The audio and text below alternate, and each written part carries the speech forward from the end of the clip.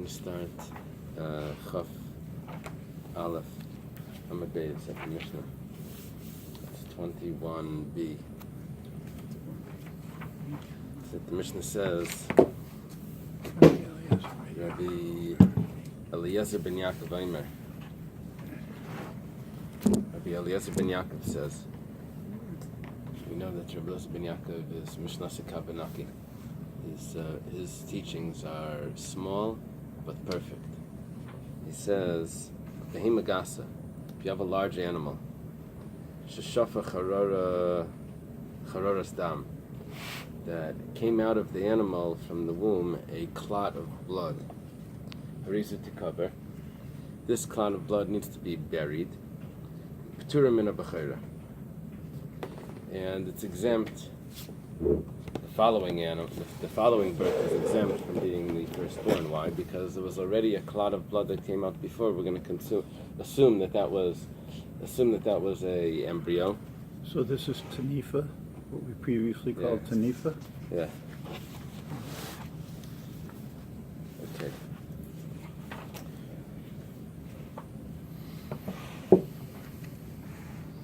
Why do you bury it? That's what we're going to see in the Gemara. Tani Rabbi. Rabbi taught in a Bais. Rabbi is this student of Rabbi that did the Bais. Let's see him on this chart. You've been on the Rishonim chart, on the Tanaim chart. So you have Rabbi Danasi, the Rabbi, and you have Rabbi still at the bottom of the chart. He's a student. He organized the Brises. Brises is all the Mishnayos that are outside the Mishnah. Bar is outside. Who organized it? Rabbi and Rabbi Shia. Tani Rabbi taught in a Brisa. Ina Matama. This clot of blood does not give off impurity, leibamaga v'leibamasa, not with touching, not with carrying, like an avela would have given off, because here we have a dead animal that wasn't shechted. Okay, that's what Rabbi taught. The Gemara asks, mighty cover. So why did you say that we bury it? Burying it was assuming that it was giving off tumah, you had to bury it. So, if it's not giving off tumah, so why do you bury it? The Gemara says, Kedei lafarsima, on the top of Daf Chaf Bais, we're trying to announce to everyone shenifter min ha'bechora, that the following birth is not going to be a bechor. So the Gemara now says, one second, you can't have both of these things. L'meimra, this means to say, or is this to say, the Vlad Ma'alyahu, that it's a real birth, it's a real fetus. Then why doesn't it give off the tumah by touching and carrying? If it's a birth, then the following one is exempt from bechor. But then you have to go back and say that it's tamei, because it's an avela. And if it's not tamei, then you can't say that. If it's not tamei, means that it's not a fetus. Then the following one shouldn't be exempt from bechor. Amar Rabbi Yochanan. Rechem comes up with an answer, very surprising answer, at least for me it was surprising. Mishum bittel b'roiv nagaba. Yeah. It's a birth. It's a Vlad Ma'alya. It's a real birth. When it comes to tumah, we don't say that there's any tumah here. Why? Because the actual substance of the fetus becomes nullified in the blood that's surrounding it. Batal Beroiv. So the interesting thing here is that I can say Bittul Beroiv by Tumah. I didn't realize this. I thought something's Tameh. So if it falls into a mixture, so everything becomes Tameh.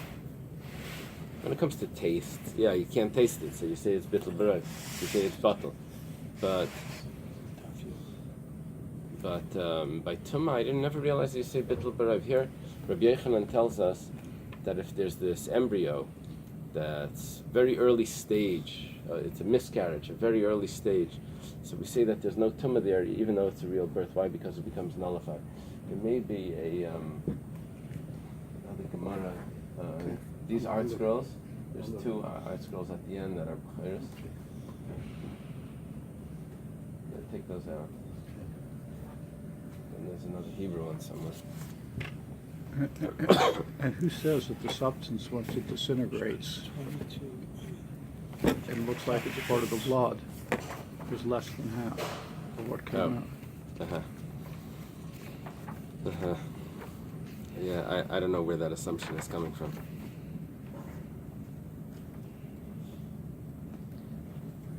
There's more to talk about this. Let's finish till the two dots, and then I want to go back to the Rashi. V'azder Rabbi Yochanan Tamei, and Rabbi Yochanan follows his teaching, his reasoning. Dam Rabbi Yochanan says, Rabbi Elazar ben Yaakov, v'Rab Shimon amru davar echad. Both of them said the same thing. I forget, there's a rule about this. Whenever they say amru davar echad, I think it means to say that the halacha is not like that. Anyway, Rabbi Elazar ben Yaakov had Aman, which is a little bit of a problem because we were supposed to always pass them like Rabbi Elazar ben Yaakov. Rabbi Elazar ben Yaakov is the one that we just said in the Mishnah. In the Mishnah we said that if a large animal gives out a clot of blood that needs to be buried, and the next animal is pater from Bechor. But let's see what Reb Shimon says.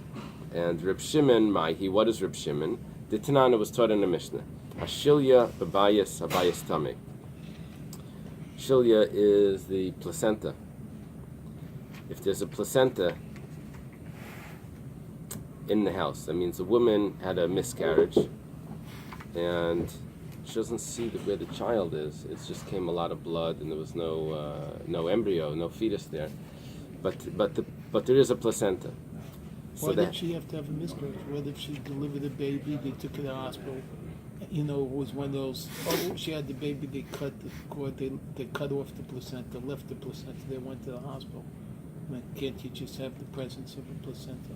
Well, it goes on, it says, Loisha shilya vlad. It's not because the placenta is what gives off the tumah. It's not the placenta is not its child. Elishain shilya b'lei vlad. It's just that if there's a placenta, then there must have been a child. Okay. So it's missing. So we say that it's dissolved, but it must have been there. And Reb Shimon Aimer Vlad Nimakad Shlayatza. Reb Shimon says that no, the house isn't tamei, because he says that the child dissolved before it came out.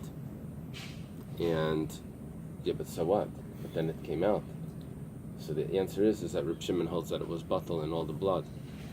So here we see that Rabbi Elazar ben Yaakov says that it could be batal. The tumah could be batal by tumas nevela, by the animal. We have Reb Shimon saying that the tumah could be batal by the placenta, by the woman. And so therefore Rabbi Elazar ben Yaakov and Reb Shimon say the same thing, that there's such a concept of bittul b'rayv by tumah.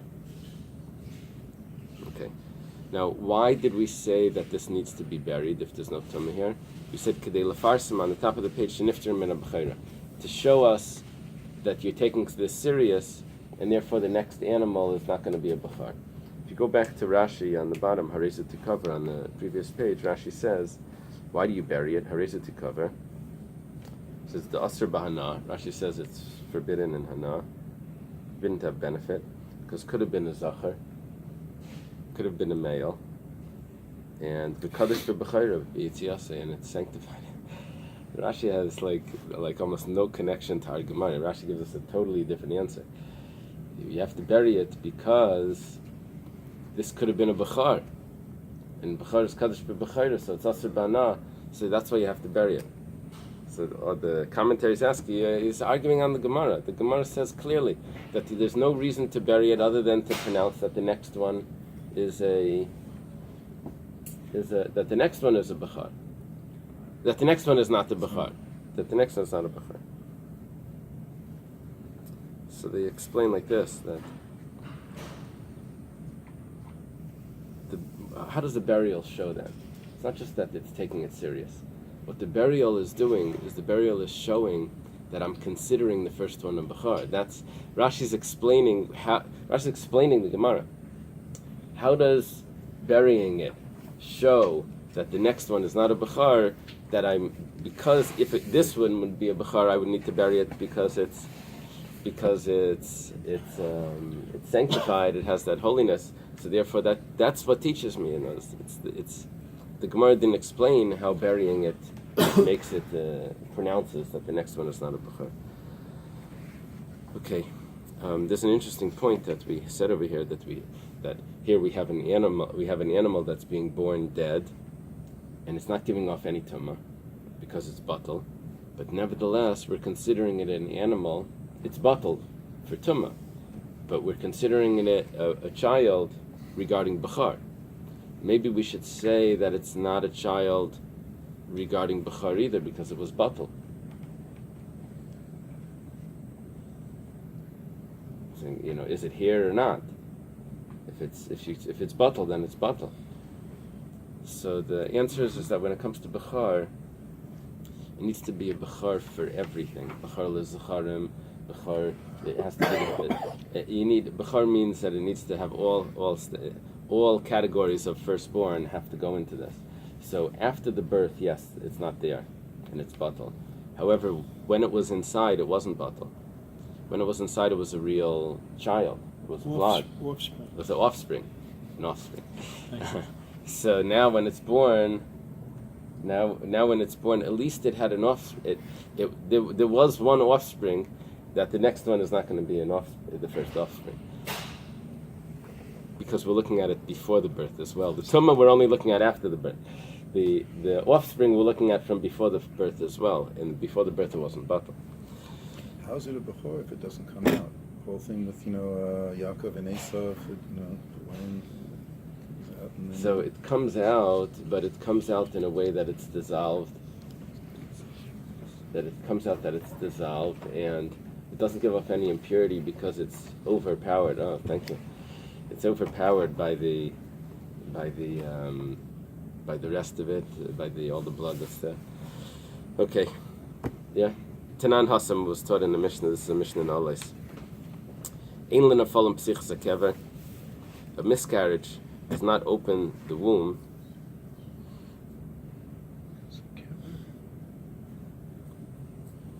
Ad sheyagilu reish kipika. Here, kever means womb. Yeah, kever. That's a term for the womb. Yeah. How do they translate? What's the translation of Ad sheyagilu reish kipika? Until the head of the fetus is round, like the size of a skein. A skein is spelled. What is a skein? S-K-E-I-N. Remember? Do you remember? And we looked it up and couldn't It's a kind of spherical mass that can be Word referred skein, to S-K-E-I-N. as a round skein of thread or Wow. a marble piece of metal or stone. It's referring to either a skein of wool or the round stone around the wool, which the wool is wrapped. Skein. Okay. We looked this up once? We couldn't find it. Remember I said, oh, that's a skein? It was like a flask made out of skin, Uh-huh. and we couldn't find the word. Uh-huh. Thank you, David. I mean, you looked on Google and it wasn't there? I can't believe How it. did they spell it? S-K-E-I-N. E-I-N. We probably spelled No, it. you looked it up because it was so close to the spelling of your last name. So you were interested. And you looked up S-K-E-I-N. Here it says Rashi explains that this is referring to the size of a Made my skein whole of month. wool, like a skein. Others suggest it means the size of the stone around which the wool was wrapped when it was spun. I think what's really We're talking about... Okay, let me explain what's happening here. There's a woman that's giving birth, and the child inside is dead. Now, she's in the house. When she's in the house, before she gives birth, there's no tumah in the house. It's called tumah balua. The tumah is absorbed inside her. The tumah is not in the whole house. It's inside her, and it's covered by her. It's absorbed, the tumah balua. When she starts to give birth, house is the rechem. Is the vagina. right now she's in a house. No, a house. Oh, She's it's in a not real just house. Pshuta, She's okay. in a real house. Okay. She's in a house, and normally a dead body in the house, the whole house is tamei. But here the house is not tamei because it's tumah is balua. Then she starts to give birth. So when she starts to give birth, it starts to open up, and there's an opening there. So tumah is able to come out of that opening. It's not considered but how open is it open that it's considered that the tumah is in the house and not absorbed inside the body. So the Mishnah says that once the head of the if the head of the fetus is the size of a pika, which is a skein, so then the whole house becomes tumah. Yes. I just gotta say something. I find this fascinating because you asked the question of Tali Kever. That's the womb. Like Kever is where you bury somebody. So here's the second example where a word, we had it by Mekadesh, something we say holy, also we use it the other direction. Here the same word that for a place that gives birth also is a place we use for burying people who've died. I'm just saying it's very that's tiny, interesting. very I never tiny, looked at it like very that. Okay. tiny dick, Uh-huh. right? We have it on each side. Wow, very interesting. One of the names of a cemetery besides Basic Kfarim is Basic Chaim. Why is that?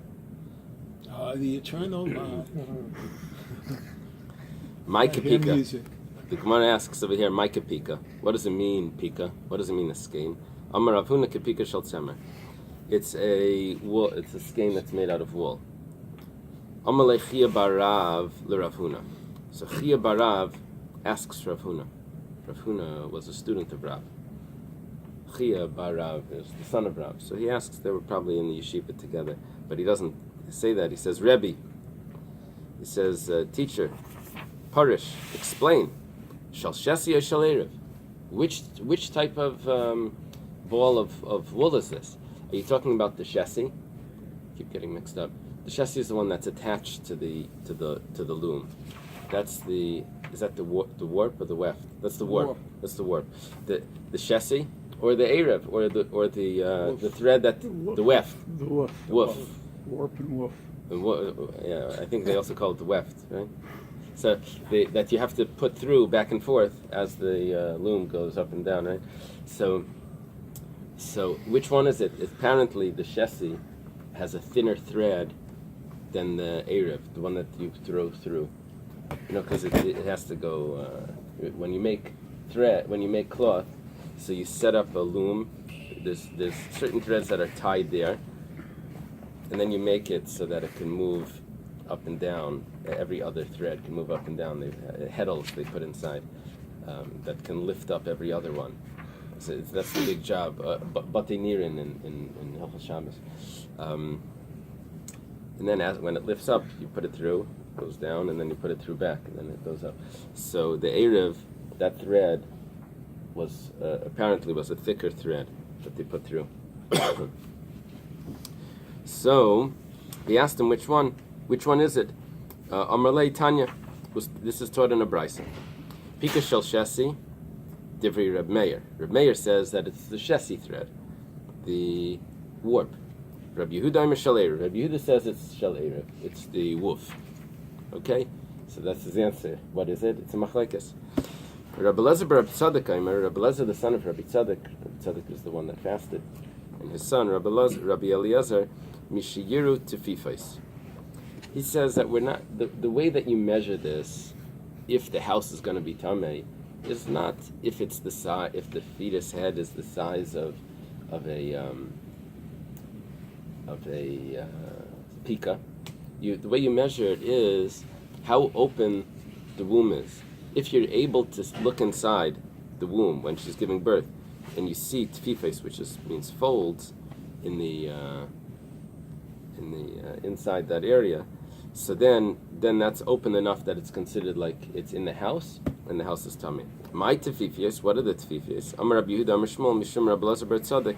Rabbi Yehuda says in the name of Shmuel, in the name of Rabbi Elazar bar Tzadok, name of the Tana, Kacha Yemafarshim Yerushalayim. This is how they would explain it in Yerushalayim. Kipri, that Rabbi Elazar bar Tzadok was in Yerushalayim. Remember, Rabbi Tzadok was the one that was fasting in Yerushalayim, and that was at the siege. In the Yerushalayim, they would explain Kipri da shekaras latal meimah, like a female mule that's crouching to urinate. Venera pika mitoich pika, and you're able to see the folds inside that area. So that would be considered open. That it's considered like the fetus is in the house and the house is tummy.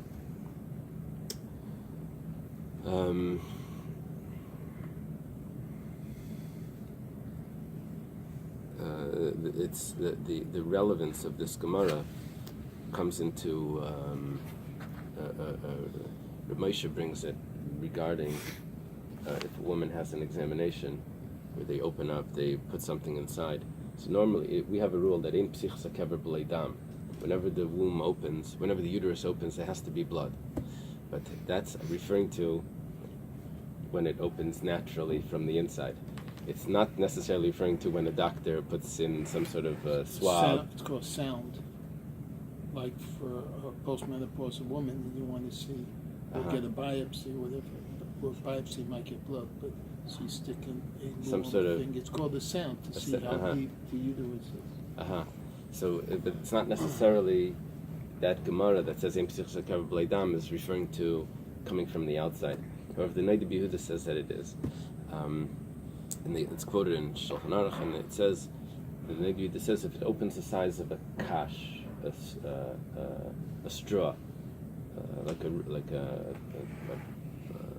grass type of straw, or like a reed, that thickness, that's already considered open. And Rabbi Moshe says that where's that from? We know that we have a term here. That measurement comes from where? We know that we have a term here, kepika. What's pika? We don't know how big a pika is. But he says it has to be if it's open the size of the small finger, that's considered open, like the pinky. Why is that important in halakha today? If a woman becomes a nida, she goes to the doctor. If she goes to the doctor, right? Here we're talking about the opening that's considered open, b'negei tumah, because of what's inside. There's a tumah spreading out, but that same opening is what ein psichos hakever b'lei dam. It also means that there's nida. Okay, Amar Rav Huna. Rav Huna says, Shemati shtei pikas. I heard that there's a halacha that's related to pika. Two halachas. Achas shel shesi v'achas shel erev. One of them is regarding the shesi pika, and one of them is regarding the erev pika. Ve'enli lefarish, and I don't know, I can't explain this. Now, I always heard that ve'enli lefarish, it's only Rabbi Yeshua that says, Rabbi Yeshua ben Chananya, because the Mishnah that will have in Pirkei Avos this week says, Asher Yeladatei. Praised is the one that gave birth to him, and it was always explained that he was in the Beis Medrash in the stroller because his mother brought him there. So he says, Shemati, I heard them talking ve'enli lefarish, but I don't know, I can't explain it because I didn't know how to ask, like what they're referring to. But here apparently it's not only Rabbi Yeshua that says it. Rav Huna also says, I heard this, but I can't explain it. Just, why didn't he ask? But okay. When Rabbi Dimi came, he says in the name of Rabbi Yochanan, Rabbi Dimi was the traveler, Shalish pikas shamati. I heard that there's three. Achas shel shesi v'achas shel erev v'achas shel pika gedela shel sakayin. One's shesi, the warp, one's the woof, and one is a large pika which sack makers use. Mainly lefarish, and I can't explain it. Kiyasa Ravin, when Ravin came, Ravin was another traveler, came later. Pirsha, he explained Mishmei de Rabbi Yochanan, he explained it in the name of Rabbi Yochanan, Shel Isha Kishel Shesi. By a woman, like we just mentioned, it's like a Shesi. That's the measurement that we're referring to. Shel Behema, by an animal, Kishel Erev, like the woof. Pika Gedel Shel Sakayin, what is that for? I just have to go back for 1 second when it says by the animal. So what are we referring to? Because the nevela isn't mitama the house. See, by the woman, we said, if it's open, then inside is a stillborn. So the house becomes tamei because you're under the same roof and it's open to the area. So it's as if it's in the house. It's not considered absorbed inside because the womb is open. By the animal, you don't have that explanation because if there's a dead animal, if there's a nevela inside the mother, so the house doesn't become tamei. It only becomes tamei if you touch it.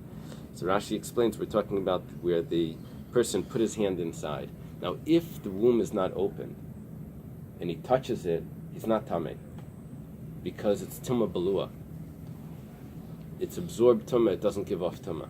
However, if it's opened, the size of a pika shalerev, and the shepherd or whatever, the farmer puts his hand inside, so then he will become tamei. But then it has to be opened kepika shalerev. And what is about the pika shel sakan? What halacha is associated with that? Kedetanan, it's taught in the Mishnah, gush habami beis pras. Beis pras is a field where there was a grave there, but it got plowed over. So now all over the field could be pieces of. It's a lost grave and it could be pieces of tumah, or me'eretz amim, or from the other countries. So over there, it's assumed that there could be cemeteries that weren't taken care of, and now you have a clod of dirt that comes from there. So shiur kepika gedel shel sakan. What measurement would give off tumah? How big should the clod be? That we assume that there's something in there that's tamei. So that is this large skein, right? Skein of sakayin. Oh, you see that it's because sakayin, skein of sakayin. It's the sack maker's skein. Shuka chaysim martzufim, which is like the size of a seal of the martzufim. Is that? Do they say that's a leather maker? What do they say? What's a martzufim? Cargo is Seal of large sacks. Which is like the seal of large sacks. Martzufim are large sacks for storing merchandise. It's a Greek word, marsipos. cargo bags. Pouch. Like Okay. a marsupial. Sounds like a duffel Oh, bags. isn't that interesting? Yeah. Oh, Marsupial. yeah. Pouches. Yeah. Very Lo and interesting. behold, there is a commonality to the But the most nations. interesting part of it is the martzufim. The Hebrew word is the marsupial. It's the same word, marsup. Yeah. Bitter soup also. Okay. V'yeshnei b'tzad elyon shel megufas hachaves halachmes. Now, there was a type of seal of cover that was put on a barrel that came from Beis Lechem. That this was it must have had like a cone shape, and it has a top. That's the top of it would be this size. The top of this seal that goes over, they would have to, they would open up a barrel, but then they would have to seal it back. So they'd have to make some sort of lid to seal it back. So it's called a megufas. They would put on a clay or wax seal, and then either they would make a hole in that, or they would have to break it off if they wanted to take more. So, but all these analogies are just to quantitate the size for us. right. It's like when we talked about a litra and a lug and Right. eggs and all, because Right. They needed natural thing. measurements. Okay. Amar Reish Lakish Mishum Rabbi Yehuda Nasiya. Reish Lakish says the name of Rabbi Yehuda Nasiya. Rabbi Yehuda Nasiya is not Rabbi Yehuda Nasi. It's his grandson. And Still was leading. Donald Trump Jr. it's down here, Rabbi Yehuda Nasiya. And Reish Lakish is on the same generation, really, as Rabbi Yehuda Nasiya. So, but he's Rabbi Yehuda Nasi. I'm sorry, Reish Lakish says the name of Rabbi Yehuda Nasiya. Halakech tzir mi'am haaretz. If someone buys a gravy, but it's a gravy that comes from salted fish, you salt the fish, and what comes out is just this Fish brine. a fish brine. So the problem is that a ma'aretz is tamei, assumed to be tamei. So you probably touched it. So now I have tamei tzir, and I'm going to want to eat it with bread or whatever. It's going to create problems. Isn't that So- one of the things mentioned in the Mishnah at the end with making a mikvah? Oh, so this is going to be mentioned. Why Did is we that? say tzir? Why is that Eretz considered to be? the Eretz Amim. Oh, from Amaretz. An Amaretz is someone that's not careful with Tumah and Tara. It's just a man of the earth. So what about Eretz, publication? I don't think so. Oh, yeah, that's you're saying Haaretz.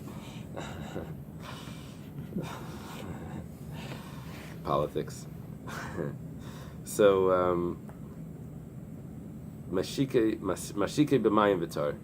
Okay, what you can do here, this is an interesting law that almost everything could be put in a mikveh.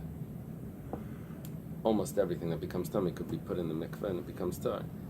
In the olden days, tumah was a chair could become tummy. Well, you put it in even a pair of tefillin or a garment or whatever. You had to put it in the mikveh. All these things could become tummy, and the only thing that you couldn't put in a mikveh was food. If the food is tummy, you can't put it in a mikveh to make it tar. And there's an exception to that is water.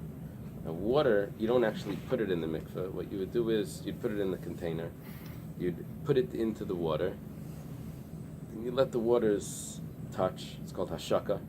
Hashaka is like kissing. You let the waters touch on the, above the level of the surface. Above, so it goes under, and the waters touch, and then that water becomes pure. So what we're saying here is that if you buy tzir and the tzir is tamei, so you can purify it by letting it touch the water. You put it in the mikveh. If you go into the mikveh. Not a Chabad mikveh, you won't see it, but in other mikveh you'll see on the wall, you'll see a hole below the water line, and that hole is for hashaka. The Chabad mikveh it's on the floor, but on the other mikvahs it's on the side. It's because you have a bar on the side. What's hashaka? The water's kissing, the water's touching. Oh, so with the source. Yeah, so we're never taival in the original rainwater. We're always taival in the city water. Why is that city water okay? Because it's touching the water from the rainwater. So the Gemara explains mimanafshach. The reason why this works is either this way or that way. It has to work. Imayim ruba nino. If the water is the majority, so kivan david la shaka tarilei, then the water can get purified. Now the problem is, well, let's say it's the tzir is the majority in this, the brine is the majority in this. Yiru b'tzir nino, if the majority is the brine, tzir lav bar kibuli tumahu. Tzir can't become tamei. Why? Because it's just the sweat that comes from the fish. It's not considered really a food that could become tamei. It's just the sweat that comes out of the fish, so it doesn't become tamei. The Gemara explains, my ikka. What is the issue? What could there be? Mishum hanach muta demaya. The problem could be that you do have a little bit of water.